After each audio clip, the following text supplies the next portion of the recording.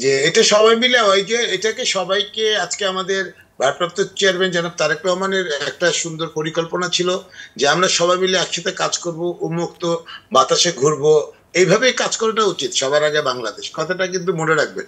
এই সবার আগে বাংলাদেশের মধ্যেই কিন্তু আপনি ওই আগ্রাসন থেকে মুক্তি পাওয়ার প্রথম কাজ হচ্ছে সবার আগে বাংলাদেশ।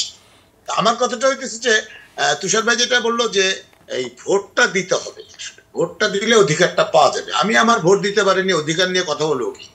15 বছর তো দেখছেন। এখন ঘটনা হলো আরেক ভাই বলতেছিলেন যে 31st আর ইয়েটা কি বলে আমাদের বাংলা নববর্ষটা, বাংলা নববর্ষ দিনের বেলায় হয়, 31st যারা করে রাতের বেলায় করে। এটা একটু পার্থক্য আছে, আপনাকে বুঝাই দিলাম। হ্যাঁ, সবচেয়ে মারাত্মক বিষয় হচ্ছে ভারত যদি ঘুরেন দেখবেন যে আকাশে উন্মুক্ত অবশ্যই সবাই কিন্তু হাগু করে। ওদের ওখানে কিন্তু বাথরুম স্যানিটারি সিস্টেম আমাদের দেশের মতো অত উন্নত না। আপনি এই জিনিসটা রেকর্ড করে রাখতে পারেন। এবং কলকাতা থেকে শুরু করে না, আপনি মনে করেন পশ্চিমবঙ্গ থেকে শুরু করে যেখানে যাবেন দেখবেন যে উন্মুক্ত, ওখানে কোনো ওইভাবে বাথরুম স্যানিটারি কিচ্ছু করা নাই। তাহলে ওরা কি আমাদের চেয়ে খুব বেশি ভালো? তো ওরা আমাদের কাছ থেকে শিখবে। আমাদের ঘটনা হচ্ছে কি, আমরা প্রশ্রয় দিয়ে ফেলেছি। আমরা নিজের বাবাকে না বাবা বলে অন্যের বাবাকে বাবা বলি, এটা আমাদের স্বভাবে হয়ে গেছে। কারণ ওই 71-এ যেভাবে রাজাকাররা ছিল, এখন ওই রাজাকারের দস্যুরাই ওইভাবে আছে। এখন ওই যে ভাই একটা কথা বললো না, একে ভালোবাসি তো ওকে ভালোবাসি না, এখান থেকে নিজের দেশকে টানেন। আমার বাবা তো 71-এ মারা গেছে, আমি এটা বুঝি যে দেশটা কি জিনিস। আমার মাও মারা গেছে, এটার পরে খুঁজি দেশটা কি জিনিস। এই খুঁটিগুলো আমাদেরকে গাঁথতে হবে।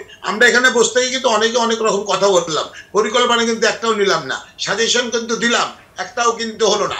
আমাদের ইউনূস স্যার কিন্তু সেই পরশুদিন কানা কালকে গতকালকে বলেছে, সে কিন্তু ঠিক মতো তাড়াহুড়া করে কিন্তু এই অন্তরীণ সরকার তৈরি করেছে, এখানে ভালো ভালো লোক পাইনি। তাহলে এটার দোষ কে দিবেন? আপনাকে কাকে দিবেন? দেখাবেন, তাকে দেখাতে পারছেন? আমরা তো অনেক জায়গায় অনেক কিছু শুনতে পাচ্ছি কিন্তু বলতে পারছি না, শুনতে পাচ্ছি কিন্তু বলতে পারছি না। আপনারা এখানে যেগুলো আমরা আলোচনা করতেছি, এগুলো আলোচনার ফলটা কি? এটার একটা নিশ্চয় ফল থাকা উচিত হবে। ভাইয়ের কথা, তুষার ভাইয়ের কথাগুলোকে নিয়ে আসতে হবে। দেখেন কিভাবে আমাদের এখান থেকে গিয়ে ওরা কলকাতাতে বাসা বানাইছে, অমুক জায়গায় বাসা বানাইছে, এগুলো কি কেউ তুলে নিয়ে আসছে? আমি কিন্তু সব পুকুন্টু ভাবে তুলতেছি, শুনতেছি, কিন্তু এটার পরিষ্কার উত্তরটা কি হবে? এটার এখান থেকে মুক্তি কি হবে? এর মানে এটা একটা ফিডব্যাক থাকতে হবে তো। হ্যাঁ, আমি তো আপনার যখন কালকে যখন কেউ আসবে ওখানে তো আমরা আবার পাঁচাটা খুব তাদের দেখা যাবে। আবার ওই কেউ চিন্তা করবে নাকি যে আজকে বাংলাদেশের শিল্পীদেরকে, চলচ্চিত্রের লোকদেরকে ভিক্ষা করে ওষুধের জন্য দৌড়ে দৌড়ে যেতে হয়, সরকারের কাছ থেকে অনুদান নিতে হয়? এগুলো চিন্তা কারো আছে? এই চিন্তাগুলো কিন্তু কেউ করে? একজন একজন ফিল্মের একজন নায়িকা গায়িকা হোক, যেভাবে হোক, তারা মানে অর্থ অভাবে ওষুধ অভাবে মারা যাচ্ছে, এটা কি মেনে নিতে পারে বাংলাদেশ? আর আমরা কিন্তু আগ্রাসন নিয়ে কথা বলতেছি। আমাদেরকে এগুলা ঠিক করি, আসেন সবাই মিলে বসি, সবাই মিলে বসে সবকিছু ঠিক করতে পারে, সমাধান আসবে ইনশাল্লাহ। কারণ আমরা এখানে বসে থেকে অনেক গল্প করতে পারবো, কিন্তু সমাধানের পথ কেউ খুঁজতে পারবো না। যে আমাদের সমাধানের পথ খুঁজতে হবে, আমরা চাই এগুলো সমাধান। প্রত্যেকটা ইস্যু, প্রত্যেকটা বিষয় যেগুলো নিয়ে আমরা আলোচনা করেছি, এগুলো প্রত্যেকটা সমাধান আমরা চাই।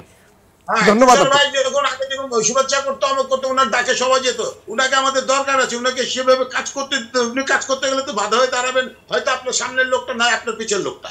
আপনি কোনো আরটিপি যেমন আজকে যে সাহসের কথাটা বললো, একজন দর্শক বললো সাহসের কাজ দেখাচ্ছেন, আপনার পিছিয়ে কি কম লোক লোকে আছে? এদেরকে শুনেন, ভালো কাজের জন্য ভালো জায়গাতে যেতে হবে, ভালো কাজ করার জন্য ভালো লোকদেরকে লাগবে। আমরা যাকে তাকে যদি মনে করি সবকিছু বানাই দিই, হবে না। জি।